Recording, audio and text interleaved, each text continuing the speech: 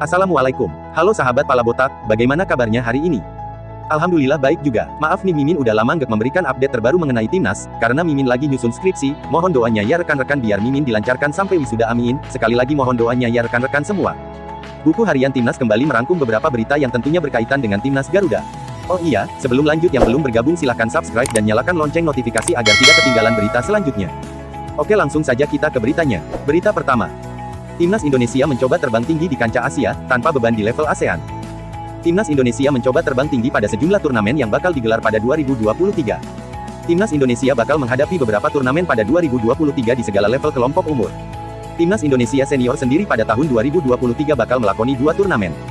Turnamen pertama tentu adalah kualifikasi Piala Dunia 2026 yang akan digelar pada Oktober tahun 2023. Meski begitu, Erick Thohir secara tersirat masih belum menyampaikan target spesifik untuk skuad Garuda pada event ini. Meski begitu, ia mengisyaratkan timnas Indonesia wajib lolos dari ronde pertama pada bulan Oktober tahun 2023. Tentu, pencapaian di kualifikasi Piala Dunia 2026 bakal jadi salah satu sasaran prioritas dari PSSI yang dipatok untuk timnas Indonesia. Lalu juga untuk persiapan timnas Indonesia untuk World Cup WC Qualifier pada Oktober dan November. Kalau Oktober menang, lanjut November, ujar Erick Thohir. Dan tentu nanti ada WC Qualifiers kalau kita nanti pada bulan Maret, kalau menang di laga bulan Oktober dan November. Ini juga jadi sasaran prioritas, memang bukan juara tapi itu yang kita harus lakukan dalam persiapan-persiapan, ujarnya. Untuk ajang Piala Asia 2023, Erick Thohir mengaku bahwa Shin Tae-yong sudah sanggup membawa timnas Indonesia lolos dari fase grup. Tetapi juga tim inti kirim untuk Piala Asia di Doha, Coach Shin Tae-yong sudah bilang, targetnya adalah lolos dari grup, tidak mudah ya, di grup ada Jepang, Irak, dan Vietnam, ujar Erick Thohir. Sementara di level U24 dan U23, ada 3 event untuk timnas Indonesia, yaitu Piala AFF U23 2023, kualifikasi Piala Asia U23 2024, dan Asian Games 2022. Untuk turnamen Piala AFF U23 2024, PSSI menegaskan bahwa timnas U23 Indonesia tidak akan dibebani target apapun. Hal serupa juga ditujukan untuk Asian Games 2022 yang sebenarnya diberikan untuk timnas U20 Indonesia, meski turnamen tersebut bertajuk kejuaraan U24. Patut diingat, bahwa di AFF Championship U23 di Thailand pada 17-22 Agustus, kita tanpa target, ujar Erick Thohir. Ya, kita akan mempersiapkan tim yang memang kita lakukan untuk mengisi daripada persiapan timnas U23 yaitu AFC.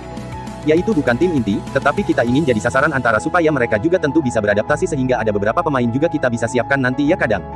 Karena setiap pemain ada resiko kelelahan, cedera, dan lain-lain. Termasuk buat Asian Games di Hangzhou pada September-Oktober, ini juga sama. Ini juga jadi sasaran target antara. Sejak awal kita tidak mungkin mengharapkan para pemain bisa bermain di seluruh kompetisi dan mengharapkan level maksimum. Mereka juga manusia, ujarnya. PSSI mematok target tinggi untuk lolos ke putaran final Piala Asia U23 2024 pada ajang kualifikasi Piala Asia U23 yang digelar bulan September di Solo. Sasaran prioritas kita sudah saya sampaikan bahwa di AFC U23 kita nanti berkualifikasi di tahun depan, ujar Erick Thohir. Itu sebagai jendela untuk Olympic Qualifier, ujarnya. Berita kedua, lawan Turkmenistan, Erick Thohir beberkan alasan timnas Indonesia hanya 1 kali FIFA Matchday pada September. Ketua Umum Ketum PSSI, Erick Thohir membeberkan alasan timnas Indonesia hanya akan menjalani 1 pertandingan dalam FIFA Matchday pada September tahun 2023. Timnas Indonesia dijadwalkan hanya 1 kali menjalani FIFA Matchday yakni melawan Turkmenistan pada tanggal 8 September tahun 2023 di Stadion Gelora Bung Tomo GBT Surabaya.